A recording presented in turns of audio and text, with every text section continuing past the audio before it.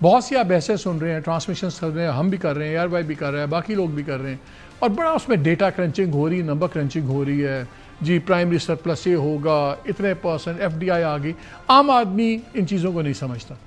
आम आदमी के कुछ 5-6 बेसिक चीज़ें हैं जो वो देखना चाहता है। वो देखता है मेरी बिजली सस्ती होगी नहीं होगी, मेरी नौकरी का क्या बनेगा, महंगाई का मेरा क्या होगा। मुझे कहते हैं पेट पे आप पत्थर बांध कर कफ़ायत शायरी करें, ख़ुद गवर्नमेंट की याशियाँ बंद नहीं होती, ये सब कुछ क्या होगा।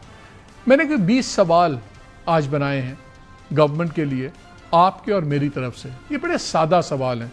अगर कोई इकोनॉमिस्ट देखेगा वो कहेगा ये तो आप बड़ी हल्की बातें कर रहे हैं, इसमें वो टेक्निकल डेटा वाले नहीं, वो वैसे हमें लगा किसी और वक्त कर लेंगे। मैं चाहता हूँ कि वो 20 सवाल ज़रा रख दें और कोशिश भी करेंगे कि अपने भी जो गेस्ट हैं, हफीज़ पाशा साहब मेरे साथ होंगे, फॉर्मर फाइनेंस मिनिस्टर, उनसे भी पूछ लेंगे कि ये सवाल कितने जायज़ हैं, कितने नाजायज़ हैं। पहला सवाल तो मेरा ये है कि गवर्नमेंट हमें बार बार कहती है कि जी स्टेबिलिटी हम ला रहे हैं। ये गवर्नमेंट के 2 साल नहीं हुए। अगर आप PDM 1 से गिने तो ये शहबाज शरीफ साहब की गवर्नमेंट, अगर देखा जाए टेक्निकली, तो अपना चौथा 5वां बजट ला रही है। 5 साल तो वैसी ही गवर्नमेंट की मुद्दत होती है। मेरा सवाल यही है कि आपकी गवर्नमेंट का 5वां साल चल रहा है, तो क्या ग्रोथ के लिए भी फिर आपको अगले 5 साल चाहिए? कि 5 साल से हम स्टेबिलिटी का ही सुन रहे हैं, तो ग्रोथ कब होगी? पहला सवाल ये। दूसरा, टैक्सेस खित्ते में one of the highest in the world तबाही कर दी है, चाहे वो इनकम टैक्स जाती आदमी का है या वो किसी कॉर्पोरेट का। 68% पे उनके टैक्सेस जा रहे हैं। हाईएस्ट आपका cost of doing business Pakistan में है। क्या इस बजट में तनख्वाहदार तबके और टैक्स दहिंदगान कंपनियों के टैक्सेस में मानी खेज कमी होगी? बिजली आपकी मेरी बेन ऑफ आर एग्जिस्टेंस है। रोज़ाना हमारे अपने प्रोग्राम में आके वैस लगारी साहब ने बताया कि जब कंजम्पशन कम होगी, खपत कम होगी, तो फिक्स चार्जेस में इजाफा हो जाएगा। तो भले यूनिट की कीमत गवर्नमेंट अनाउंस कर दे, 2 रुपये 3 रुपये सस्ता कर दिया, लाइन फिक्स चार्जेस बढ़ा देते हैं, हमारी जेब से उतने ही पैसे जाते हैं। तीसरा सवाल, बिजली सस्ती होना तो दूर की बात, और कितनी महंगी होगी, यही हमें बता दें कम से कम कितनी महंगी होगी, कुछ तो हम बंदोबस्त कर लें। पेट्रोलियम लेवी एक वक्त में तो क्यों ये चली गई थी तकरीबन 117 रुपये पे भी, लेकिन अगर अभी आप टैक्सेस देखें तो फिर 150-160 रुपये टैक्स आता है लीटर पे। अब फिर बातें सुन रही हैं पेट्रोलियम लेवी की। पेट्रोलियम लेवी कम होने के बजाय ज़्यादा होने की बात हो रही है, क्यों? तो हमें ये भी बता दें, और अगर हो रही है तो उसका क्या इलाज होगा। इंडिया, तुर्की, इन्होंने एक पॉलिसी निकाली है कि बहुत से लोग गल्फ़ से पैसे निकाल रहे हैं। हमारे यहाँ भी कहते हैं जी इन्वेस्टमेंट नहीं आ रही, FDI सिर्फ $1 बिलियन इस साल आई है। तो क्या उन पॉलिसीज़ के तहत बेहतर नहीं है कि आप भी यहाँ पे कहें कि जो लोग बाहर से सरमाया ला के अपनी इन्वेस्टमेंट करते हैं कारखानों में, इंडस्ट्री में, उनको आप नो क्वेश्चंस आस्क्ड पॉलिसी? तो वही मेरा एक सवाल है कि वो होगा। और दूसरा है कि क्या नए कारखाने लगाने पर टैक्स ब्रेक दी जाएगी? एक्सपोर्ट्स, हर वक्त कहते हैं डॉलर कमाने हैं, एक्सपोर्ट्स चाहिए हमें, सब कुछ चाहिए, लेकिन मज़ेदार बात यह है कि एक्सपोर्ट प्रोसेसिंग जोन्स पे बैन की बात चल रही है, जो फाइनेंस मिनिस्ट्री वाले मान गए थे। अब सुना है कि SIFC वालों ने इस पर कुछ रोल प्ले कर रहे हैं और अभी बातचीत चल रही है। ड्रामा क्या था? ड्रामा यह था कि इस वक्त एक्सपोर्ट प्रोसेसिंग जोन में इजाज़त है 80% माल आप री एक्सपोर्ट कर दें, 20% आप लोकल मार्केट में बेच दें।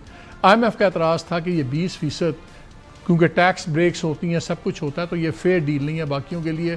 या आप सारा वापस भेजें और या फिर आप एक्सपोर्ट प्रोसेसिंग जोन्स बंद कर दें।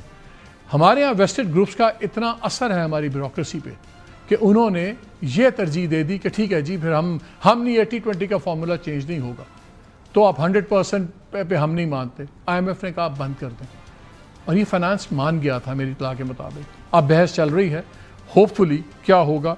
तो यही मेरा सवाल भी है कि एक्सपोर्ट का मंत्रा करने वाली हुकूमत एक्सपोर्ट प्रोसेसिंग जोन्स पर पाबंदी क्यों मान रही? फिर जनाब आ जाते हैं ये जो स्टेट ओन्ड एंटरप्राइजेस हैं, ये सरकार की जो कंपनियां हैं, हर साल 900 से 1000 अरब रुपए का नुकसान। चला कौन रहा है इनको? इनको चला रहे हैं सरकारी अफसरान।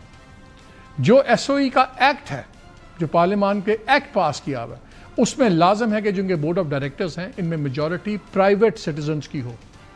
आप, मैं, बिजनेसमैन, एक्सपर्ट्स जो बैठ के बात कर रही है, बाबुओं की मलकियत ना हो।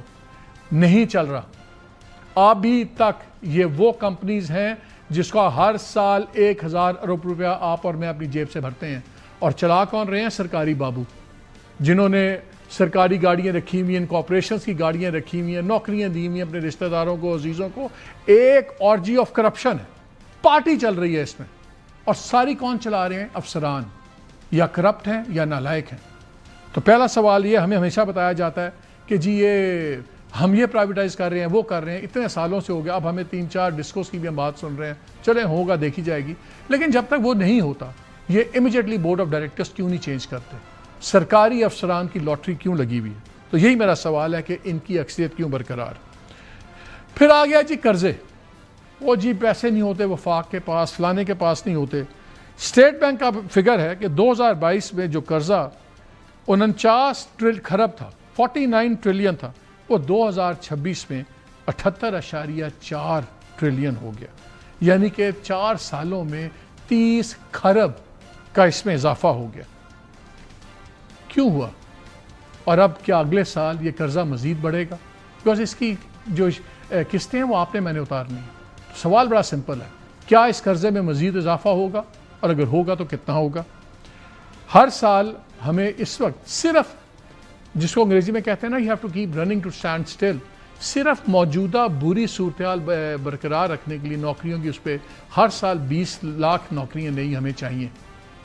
सवाल बड़ा सादा सा है, जो बजट अब आ रहा है, जो गवर्नमेंट ने प्लानिंग की है, अगले साल कितनी नौकरियां क्रिएट करेंगे, कितनी उसके नतीजे में होंगी? आईपीपीस एनर्जी में तबाह कर दिया। इन आईपीपीस के सारों ने हिस्सा डाला है, चाहे वो पीपल्स पार्टी है, पीएमएलएन है, पीटीआई है, सब ने कारखाने अप्रूव किए, सब कुछ किया।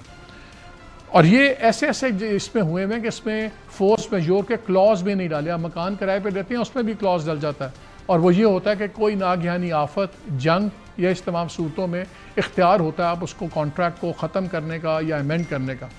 हमने यहाँ अरबों डॉलर के सौदे किए, कॉन्ट्रैक्ट्स किए, उनमें ये क्लॉजेज नहीं डाले गए। ये नालायकी नहीं थी, बददियानती थी। ये जानबूझ के फोर्स मेजोर के क्लॉज नहीं डाले गए ताकि जो कंपनियाँ लगा रही हैं, जिनके साथ माल दानिया तय हुआ है, उनको हर किस्म की गारंटी प्रोटेक्शन क़यामत तक की मिल जाए, और उसका नतीजा हम भुगत रहे हैं। इन्हीं गवर्नमेंट्स ने, अब ये पीएमएल की गवर्नमेंट है, इन्होंने ही बहुत ज़्यादा आईपीपीज लगाए। अब हमें कहते हैं थपकी दें कि हमने कॉन्ट्रैक्ट्स रीनेगोशिएट किए। ये बुरे कॉन्ट्रैक्ट्स बनाए भी आपने थे। सो ये चीज़ आ रही। तो एक तो ये हमें बताएं कि क्या उन मिनिस्टर्स की और उन सेक्रेटरीज़ की जिन्होंने ये मुआहदे साइन किए, फाइनल दस्तखत डाले, उनकी तफ्तीश होगी कि नहीं होगी? 3 बड़े इश्यूज हैं। सोलर पॉलिसी पाकिस्तान में बहुत इंपॉर्टेंट है, ऑटो पॉलिसी या लिथियम बैटरी पॉलिसी है। इस पर मैंने शो भी किया था और वहाँ पता लगा कि एक ब्यूरोक्रेट हैं, एक ही फेडरल सेक्रेटरी हैं, उन्होंने अपनी मर्जी से ही पॉलिसीज ला दी हैं और स्टेक होल्डर से पूछा तक नहीं। In the mean time trade तबाह हो रही है इन तीनों सेक्टर्स में, अरबों रुपए की ट्रेड है। क्या इस सवाल जवाब होगा? फिर हम सुन रहे थे कि जी वो सर हम एनर्जी के प्रोजेक्ट्स लग रहे हैं।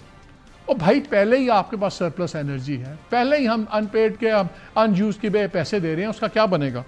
उसके बावजूद हज़ारों मेगावाट ख़रीदने के, पहले हम सुन रहे थे 26,000, हुकूमत का इस्तारा है हम सिर्फ 9,000 मेगावाट्स ख़रीदेंगे।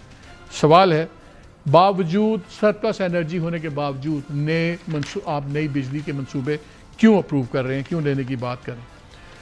फिर बिजली इस्तेमाल करें या ना करें, यूनिट की कीमत हो ऊपर नीचे ना हो, आपके फिक्स लाइन चार्जेस को बार बार उसमें इजाफा किया जा रहा है। क्या अगले बजट में ये रविश चलेगी? क्या हमारे फिक्स लाइन चार्जेस में और भी इजाफा होगा? जो आज हमारी बिजली के बिल के लिए लोग अपने जेवर बेच रहे हैं, अब क्या अपने बच्चे बेचेंगे? हमें बताएं कि फिक्स लाइन चार्जेस में क्या होगा। ज़राअत इस मुल्क की तकदीर बदल सकती है। एक साल के अंदर 4 क्रॉप्स आती हैं, एक साल के अंदर मैसिव चेंजेस आप कर सकते हैं। ज़राअत तबाह हो गई है, हुकूमत की तरजीह क्यों नहीं है? बच्चे 40% बच्चे हम कितने सालों से सुन रहे हैं जी स्टंटिंग का शिकार हैं, ग्रोथ नहीं है, दिमाग छोटा रह जाता है, जिस्म छोटा रह जाता है। क्या प्रायोरिटी है इस स्टंटिंग को? जब 40% कौम आपकी पैदाइशी तौर पर फिजिकली और मेंटली फिट नहीं होगी, दुनिया से कैसे मुकाबला करेंगे? क्या प्रायोरिटी है इस बजट के अंदर इस स्टंटिंग इशू को डायरेक्टली डील करने के लिए? क्या किया जा रहा है? आईटी की बात हो रही है, जो आईटी ने ज़बरदस्त काम कर दिया, फ्रीलांसर्स हम 3रे नंबर पे हैं। तो इन बच्चों पे अब हमारी इतला ये है कि शायद टैक्स वगैरह और लग रहा है। आपको तो चाहिए इनके ऊपर पहले ही इनको रिलीफ और दें। सवाल सिंपल है, आईटी फ्रीलांसर्स के लिए गवर्नमेंट क्या इंसेंटिव्स दे रही है? और खरबों रुपए की नई स्कीमें। अभी झगड़ा चल रहा था जी पीएसडीपी इतना है, बड़ी मुश्किल से पीएसडीपी में पंजाब ने, केपी ने, सिंध ने अपने पैसे निकाल के डिफेंस के लिए हुकूमत को दिए हैं, फेडरल गवर्नमेंट को, कि अपना खसारा पूरा करे। बात खसारा पूरा करने की नहीं है, बात है कि आपके सैकड़ों प्रोजेक्ट खरबों रुपए के साल से चल रहे हैं, वो कंप्लीट हुए नहीं। वो भाई नए क्यों शुरू कर रहे हैं? पहले उनको तो ख़त्म कर लें, बिकॉज नए के अंदर नए पैसे मिलते हैं, नए में नई हिस्सेदारियाँ बनती हैं। तो समझ आती है कि हर गवर्नमेंट के दौर में नए क्यों चलते हैं, पुराने ख़त्म क्यों नहीं होते, क्योंकि पुराने के तो पैसे किसी और ने ले लिए होते हैं। सो पहले पुराने मंसूबे आप ख़त्म क्यों नहीं करें? दूसरी तरफ कफ़ायत शारी जनाब, टॉप ब्यूरोक्रेट्स को आप ये लैंड क्रूजर्स लेके दे रहे हैं, घरों के लिए 2-2 गाड़ियाँ, सैकड़ों लीटर पेट्रोल, चीफ मिनिस्टर जनाब ख़रीद रहे हैं 12-12 अरब का जहाज़, सुप्रीम कोर्ट, कॉन्स्टिट्यूशनल कोर्ट के जजेस के लिए BMWs, और मोटरकेड्स वैसे ही हैं। हर तरफ ये याशियाँ चल रही हैं। क्या नए बजट में इन याशियों पे, इन वल्गर डिस्प्लेज जो एलीट कैप्चर है, इस पे कोई बैन लगेगा, कोई पाबंदी होगी, नहीं होगी? और तो और छोड़ें, पीएसडीपी भी छोड़ें, डिस्क्रिशनरी फंड्स अगर तमाम सूबे और गवर्नमेंट को मिला लें तो तकरीबन 87 अरब रुपए सिर्फ MNAs और दूसरों के डिस्क्रिशनरी फंड्स में दिए जा रहे हैं। अपनी मर्जी के प्रोजेक्ट करें। क्यों? जो गवर्नमेंट के बजट्स हैं, जो प्लानिंग कमीशन की रिपोर्ट्स हैं, उनके वो प्रोजेक्ट्स हिस्सा क्यों नहीं? ये 87 अरब ये डेवलपमेंट के फंड्स नहीं हैं। ये जो इन्होंने अलाइंसेस बनाए होते हैं, कोalition गवर्नमेंट्स होती हैं, ये उसकी कीमत है कि इस LI को इतना दे दो, अगर MQM है तो इसको दे दो, जमात इस्लामी है तो इसको दे दो, पीपल्स पार्टी इसको दे दे, PB दे दे। सो ये दिस ग्लू, ये हम क्यों पैसे दे रहे हैं? इस बजट में भी हमने देखना है कि क्या इस याशी के लिए ये पॉलिटिकल ग्लू की कीमत आप और मैं चुकाएंगे? ये मेरे 15-20 सवाल हैं। मैंने एक बारी 17 सवाल किए थे चीफ मिनिस्टर पंजाब के जहाज़ पे, उसका जवाब तो नहीं आया, नाराज़गी बहुत मुझे फेस करनी पड़ी। वी होप कि इन 20 सवालों के जवाब तो शायद हमें कल मिल जाएं। अगर ना उसमें हो तो कोशिश करेंगे